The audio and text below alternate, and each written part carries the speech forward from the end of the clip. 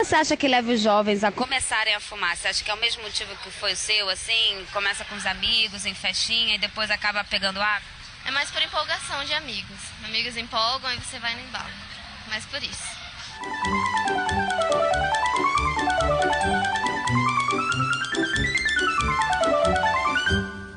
E estamos de volta com a nossa escola aberta especial de hoje, no Dia Mundial Sem Tabaco. O tabagismo é um tema sério e cuidar da saúde não é nenhuma brincadeira. Mas quem disse que é proibido rir? Aliás, já está provado que rir e rir muito só faz bem para a saúde. Nosso próximo vídeo propõe um assunto para lá de sério. Mortes provocadas pelo fumo, com muito humor. E ainda desafios de matemática. Como isso é possível? É só você dar uma olhada.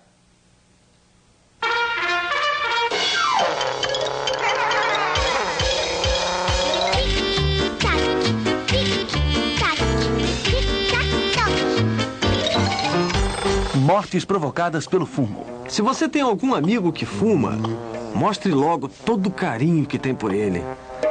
Aproveite enquanto ele ainda está vivo. Afinal, logo, logo ele pode se transformar numa pilha de cinzas. Segundo as estatísticas, 1/3 dos fumantes regulares morre prematuramente por causa de doenças associadas ao cigarro. Nos próximos 30 segundos, quantas vítimas você acha que o fumo vai fazer no mundo? Tic-tac-toc, valendo!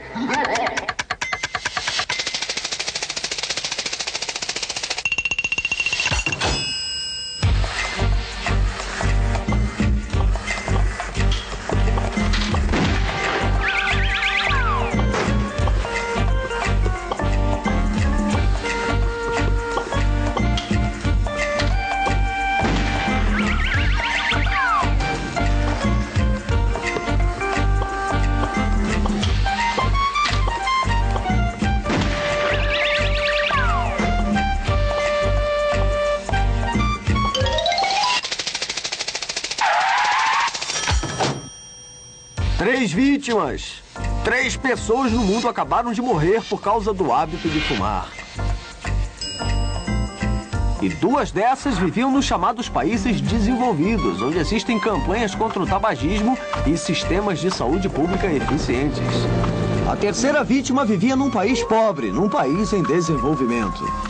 Mas no ano de 2025, como a população mundial deve beirar os 10 bilhões de habitantes, e como as crianças começam a fumar cada vez mais cedo, e como o consumo de tabaco deve chegar a proporções incríveis nos países em desenvolvimento, principalmente por causa da publicidade mais agressiva nesses países, infelizmente, nós teremos a cada 30 segundos 7 mortes relacionadas ao fumo nos países em desenvolvimento e 3 nos países desenvolvidos.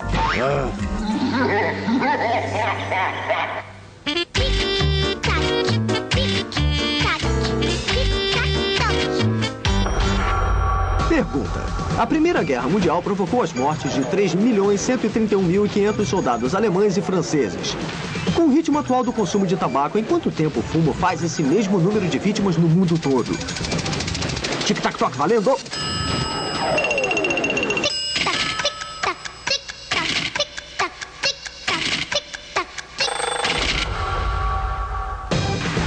...362 dias, 10 horas, 36 minutos e 40 segundos.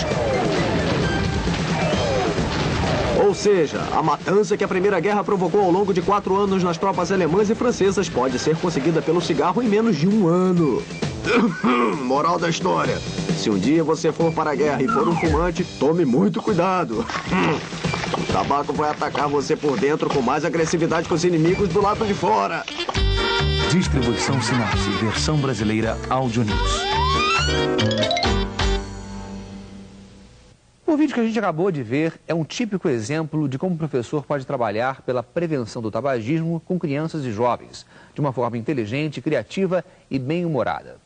Aliás, não é nada fácil manter o bom humor quando a gente fala de câncer. É uma doença tão grave que muita gente prefere nem tocar no assunto. Mas ignorar é pior. Não vai diminuir o risco da doença e nem fazer com que ela desapareça, como num passe de mágica. Pensando nisso, o Programa Nacional de Controle do Tabagismo vem implementando desde 1998 ações educativas nas escolas, através do programa Saber Saúde, uma parceria entre os Ministérios da Saúde e da Educação. Um dos resultados dessa parceria é a série Saber Saúde. São 3 vídeos feitos com o traço e a inspiração do cartunista e escritor Ziraldo. É a participação do artista na campanha de prevenção do câncer e de outras doenças relacionadas ao fumo. O objetivo dos vídeos da série Saber Saúde é informar e sensibilizar professores e alunos sobre a importância de se prevenir, por meio da mudança de comportamentos e da adoção de hábitos saudáveis. Vamos ver agora o primeiro programa da série voltado para o professor, o câncer e seus fatores de risco.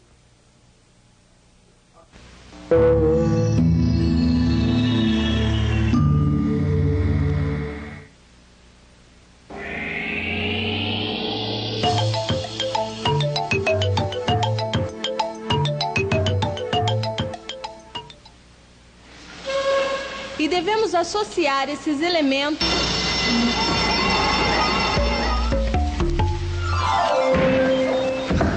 Olá, tudo bem? Do meu ponto de vista privilegiado, eu tenho observado muito a vida de vocês. Ainda não sei tudo, mas já aprendi um tanto. Por exemplo, eu acho que sei por que você é professor. É claro que cada um tem sua história. Mas toda pessoa que escolhe essa profissão faz isso, em grande parte, por idealismo. Não é isso mesmo, lá no fundo? É aquela vontade de ver as coisas funcionarem direito, de espalhar a verdade, de ver essa meninada crescer feliz e se tornar uma turma de adultos melhores do que nós somos. Você é professor por querer que a vida da gente seja sempre a melhor possível. Vida é isso aí. Eu sei que você se alimenta dessa alegria. Você admira a vida, deve curtir muito a vida e deve ficar preocupado com tudo que ameaça a qualidade dessa vida.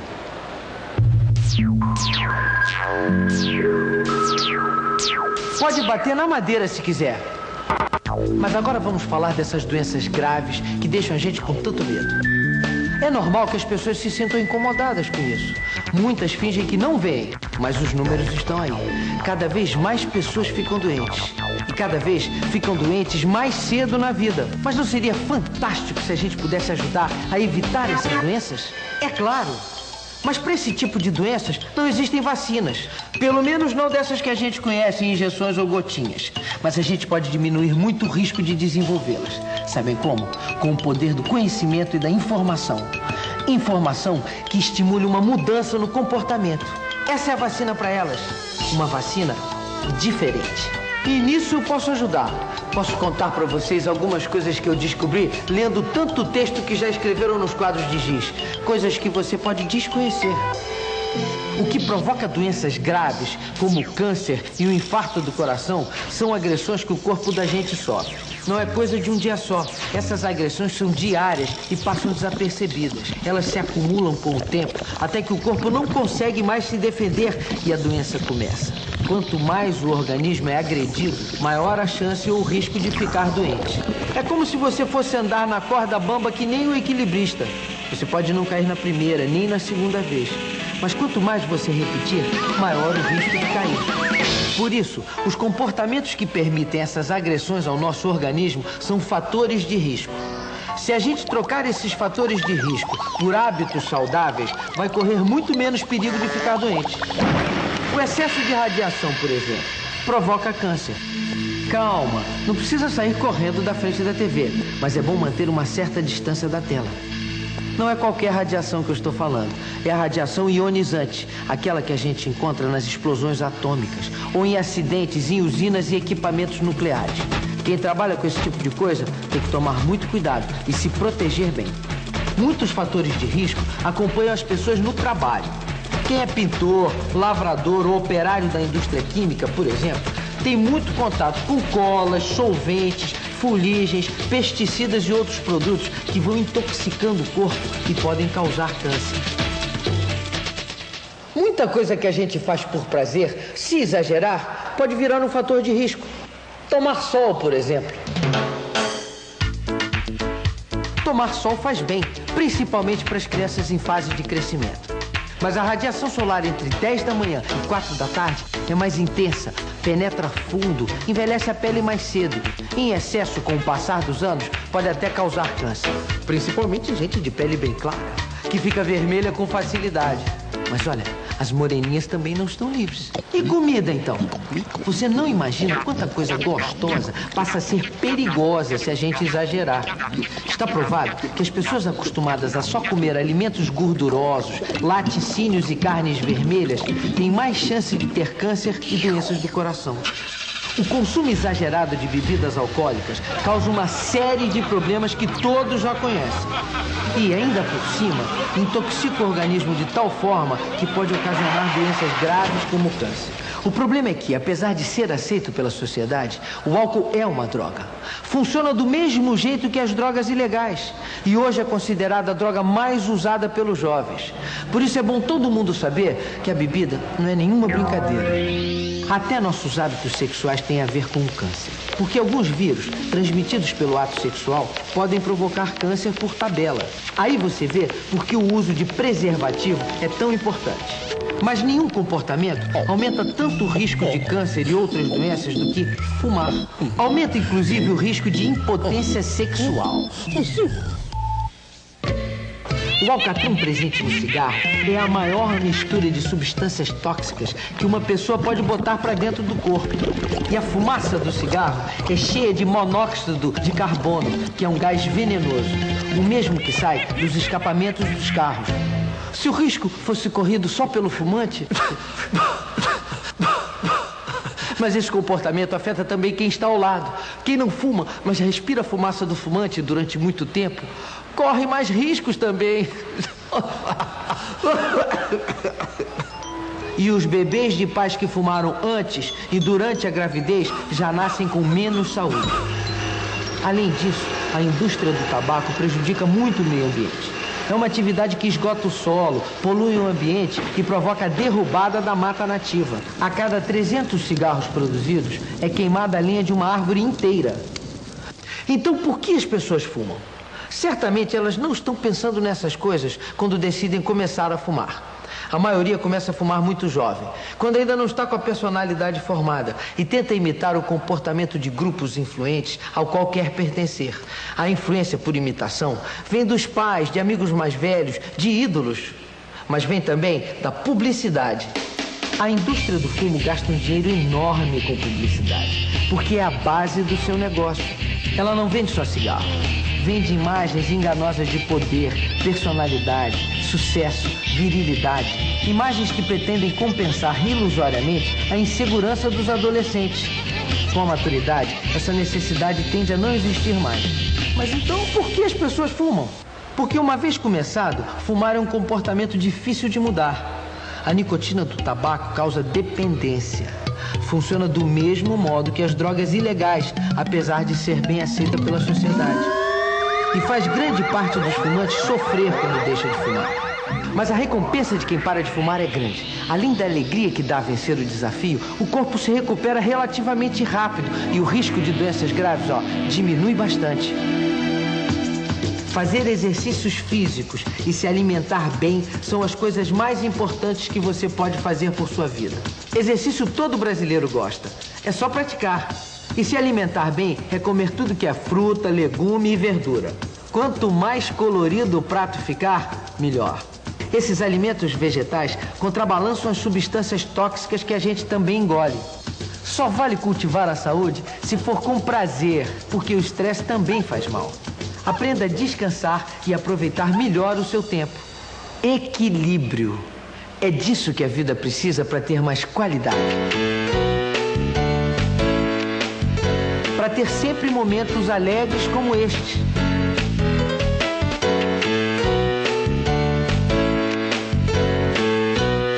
Mas lembre-se, a gente tem que passar essas informações adiante. Contem comigo.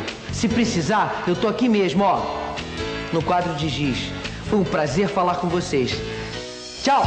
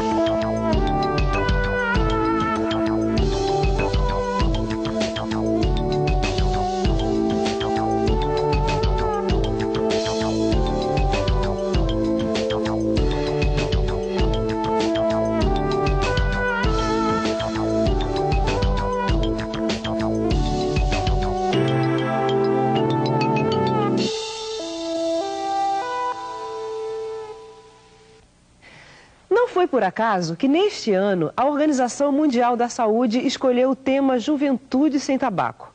Pesquisas recentes mostram um aumento alarmante na experimentação do tabaco por crianças e jovens, principalmente nos países em desenvolvimento. É nessa faixa etária e nesses países que a indústria do tabaco tem investido de forma mais pesada, se valendo de sofisticadas estratégias de propaganda e marketing e interferindo inclusive na legislação e na política de algumas nações. De acordo com o Ministério da Saúde, algumas ações ainda são necessárias para vencer o desafio da experimentação e da iniciação ao tabagismo por crianças e jovens. E o foco principal dessas ações está, sem dúvida nenhuma, no campo da educação, onde o professor tem um papel fundamental.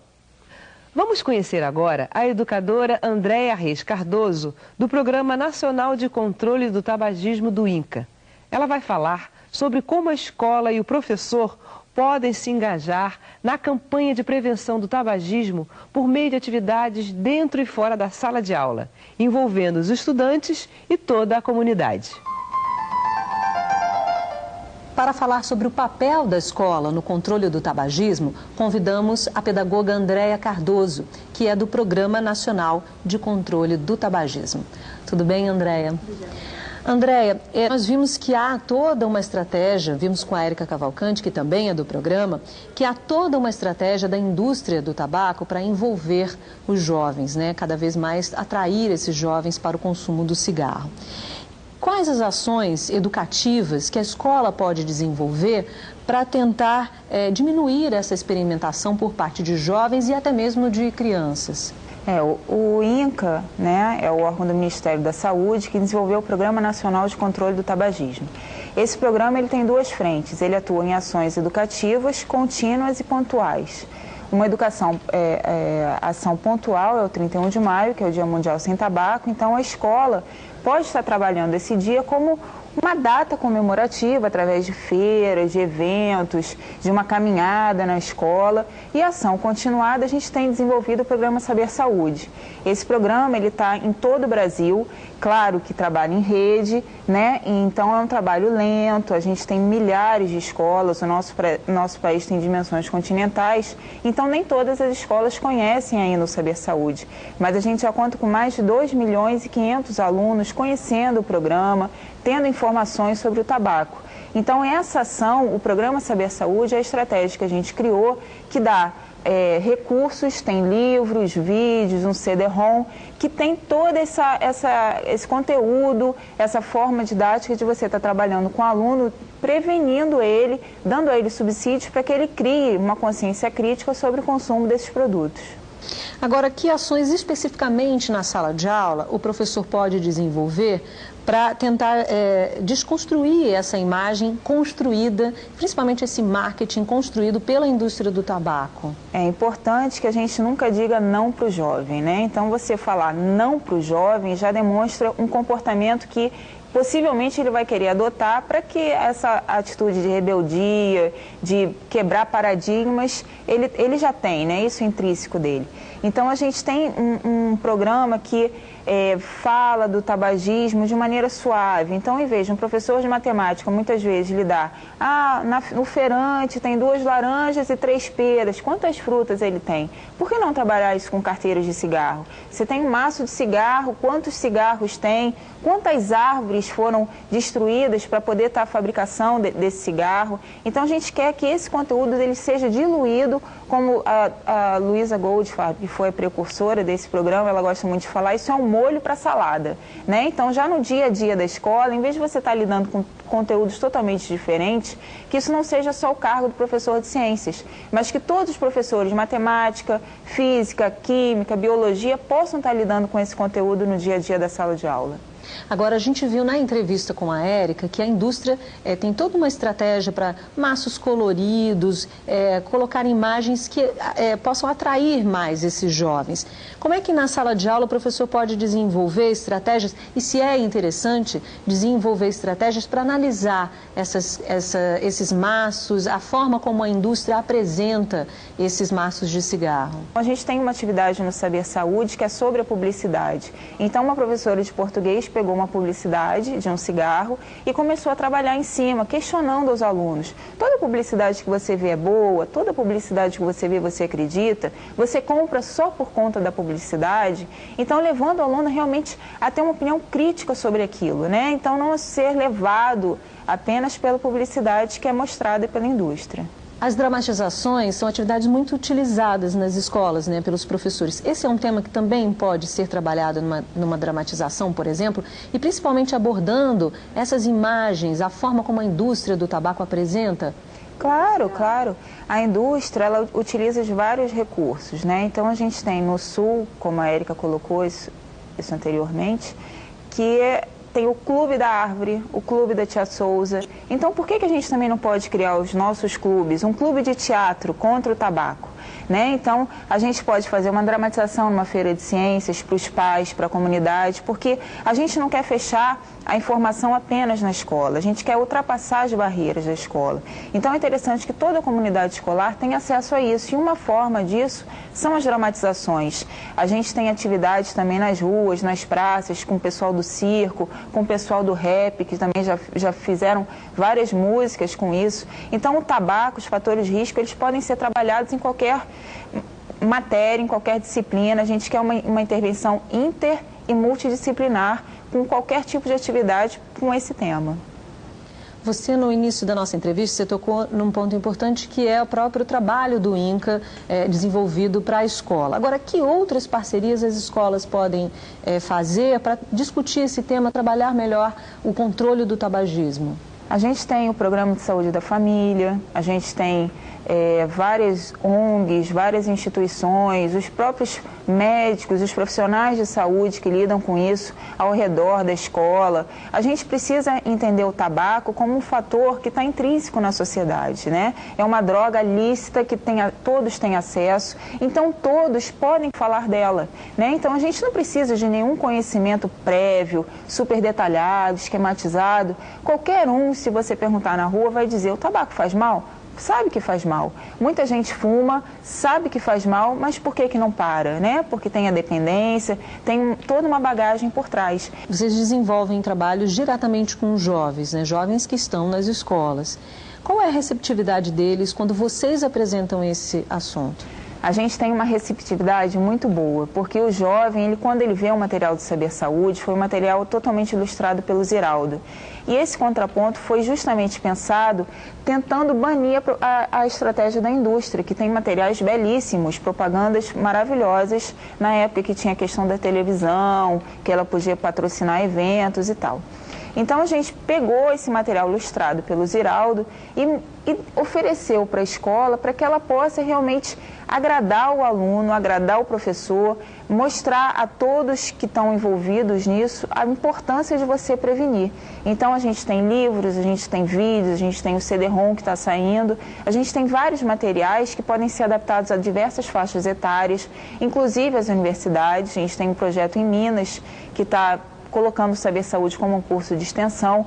Então a gente tem várias possibilidades, a gente vê que essa demanda surge por quê? Porque o Saber Saúde, o programa, ele agrada a todos, né? Tem algo que você queira destacar para a gente poder encerrar a entrevista? Eu acho importante as pessoas que fumam buscarem um serviço de saúde para poderem parar de fumar. As escolas que estiverem interessadas em conhecer o programa Saber Saúde do Ministério da Saúde, que procurem as secretarias estaduais de saúde. A gente tem um coordenador em todas as secretarias, nas 27, e quem entra em contato com a gente para poder estar recebendo mais informações e se engajando no nosso programa. Você lembra o que te levou a começar a fumar e com que idade?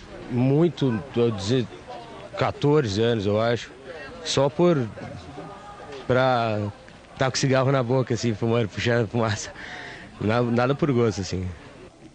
E estamos de volta com nossa Escola Aberta Especial, hoje, no Dia Mundial Sem Tabaco. No bloco anterior, a gente viu o primeiro programa da série Saber Saúde, com dicas do homem de giz para uma vida saudável.